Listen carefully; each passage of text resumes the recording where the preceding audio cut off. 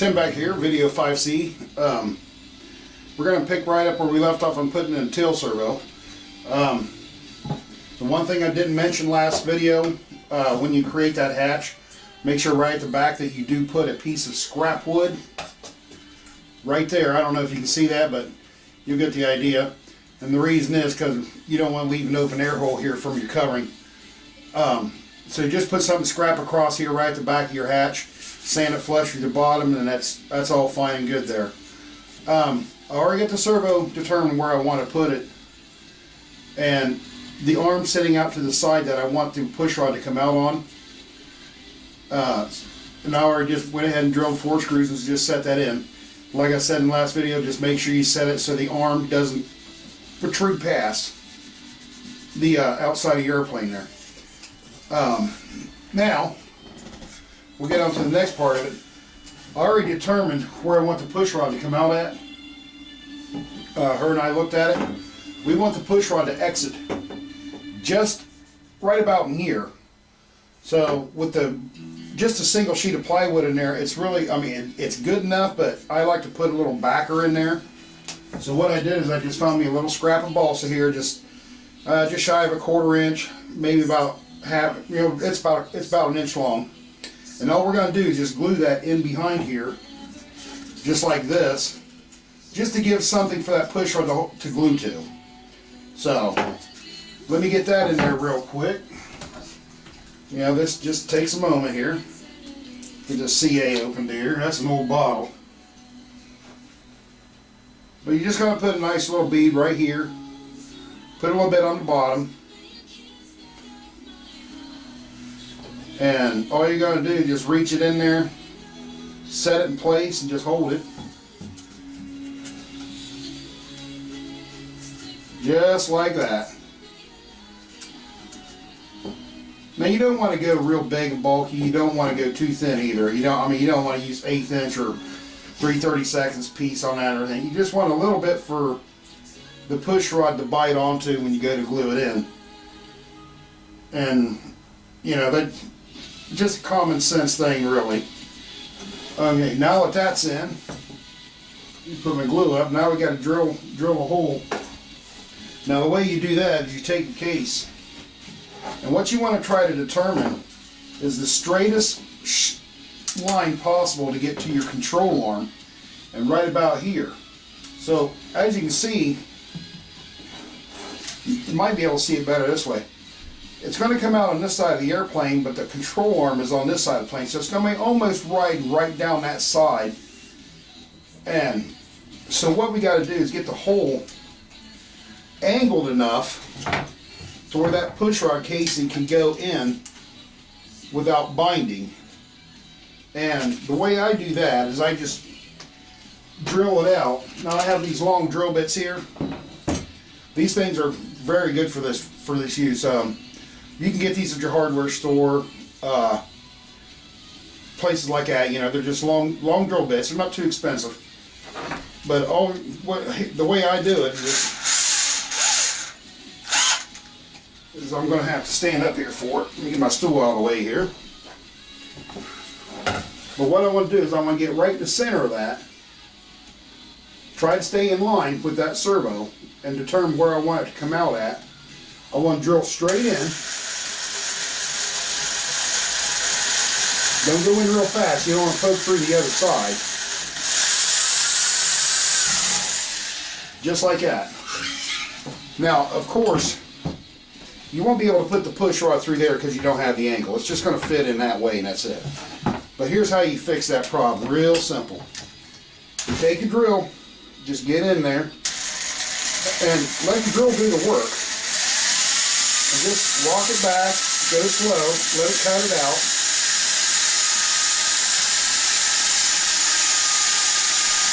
You see, you get that drill bit pointed just like you want your rod to point.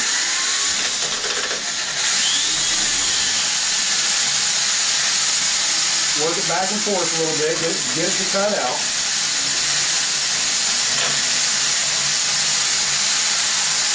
As you can see, I'm going down really steep with that. There we go. Now if it chips out a little bit here and there, it's fine. you're going to glue all that up in there. So it'll still need to go just a little more. There we go. Now, let me grab my X-Acto here. Just got a couple little flakes of wood here. Just clean it up a little bit.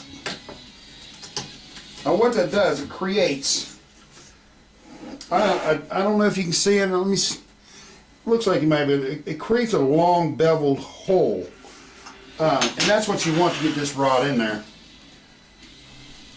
Now the first thing I'll do is I'll harden up the wood a little bit around it with some thin glue. Just get some thin glue in there.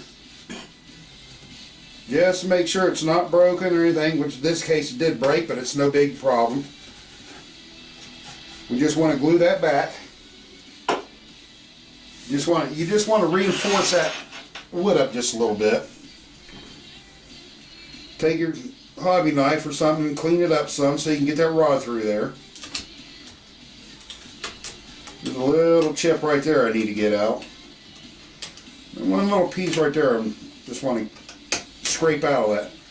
And now you take your rod casing and you just guide it through there and see if it comes out to where you want.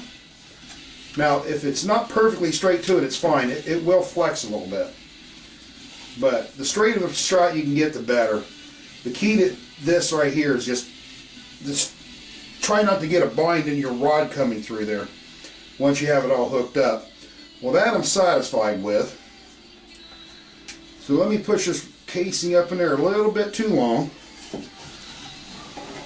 We're going to get our, I don't have a pen marker on the table, so I'll just use a pencil here. We want to mark this casing about where we want it cut off at. Now make sure you don't cut it off in here. Just leave it the way it is. And then what we'll do is we'll trim that. Okay, set the excess off on the side here. It fell on the floor, but we'll get that here in a little bit. Here it is. And then what I like to do is take a little bit of sandpaper and just scuff it good where it's going to be glued. Now you'll see why I like it like a little extra. And it's okay to over sand a little bit, you know, because you got to position that rod in there where you want it. So now with that done, we want to get some glue here. This is the sanded end, that's where we're going to be gluing it in at. We're going to go ahead and reinsert this. And then right before you get that casing down to where you want it, as you can see I left it out. It's past where the drill bevel at the here, I want it past that point. And there's a reason for that. This is where I just usually take some thin glue, push down here next to your airplane, get that thing pushed next to it, and just where the casing goes in at, just give it a good saturation of thin glue there. Let it get glued in place. Just a little bit more there. Now that's not going to come out of there.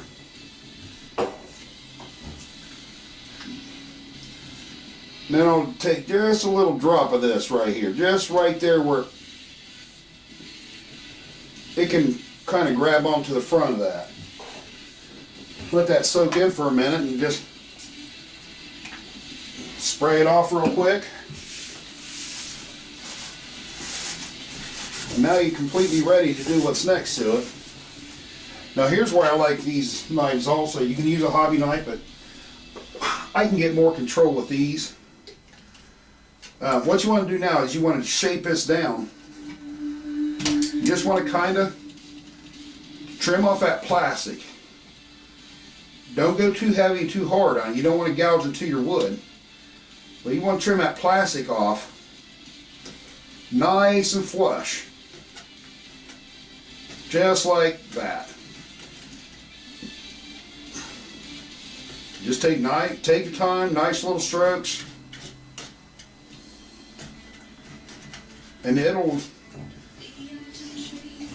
get tuned in there once you get nice and trimmed. And then you just take a little bit of a sanding block and you just sand right over top of it, flush it down through your airplane.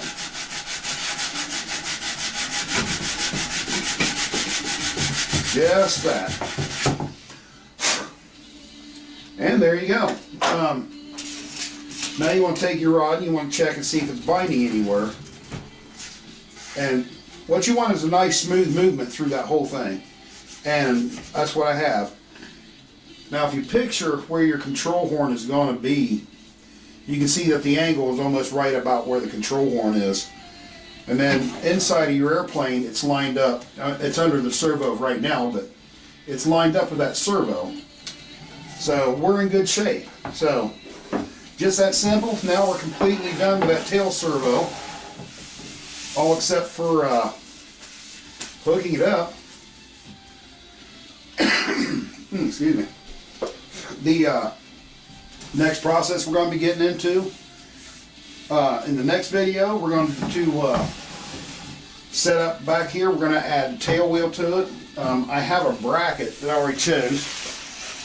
If you remember from the first video, it was a big plastic block inside of here, and I never did care for that system. But we're going to be putting one of these Dubro mounts in for a tail wheel. I already have the wire bent, so I'm not going to go into how to bend a wire. If you want me to, leave comments and notes, and I'll show you how to bend tail wheels. But we're going to reinforce it in here, get it set up for a block. That way your tail wheel can go right in here to your rudder, and it will get rid of that ugly mess that was there before. So, and then if we got time on that next video, I may have to wait till the video after that. There's one more mod that her and I decided on doing, and if I can get her to get me the wing, I'll show you what I'm talking about with that. So that's going to be our next couple videos. We're going to get this tail wheel set up, and we're also going to make a modification to this wing. The one thing I don't like is this is always an open hole here where it bolts through. It's just hollow in here. We're going to remove a piece of the sheeting. We're going to add not a hardwood block in there, but just a hard balsa block or a balsa block of some sort. Shape it down to the sides and then put a new piece of sheeting on top. Then we'll pop out the blind nut where it sits and re-drill that out. Because I would prefer the wing bolt to sit flat right here on the wing. Instead of trying to reach down in there with the screwdriver, this leaves an open hole, stuff can get in there. I always thought that was just a cheap way to do things. It works just fine, don't get me wrong. But if you can see it in the video, I'm able to get right here to this bolt plate, so I can pop this blind nut out, have the wing sitting up under there, get it held snug into place, and I'll be able to just drill right down through that block.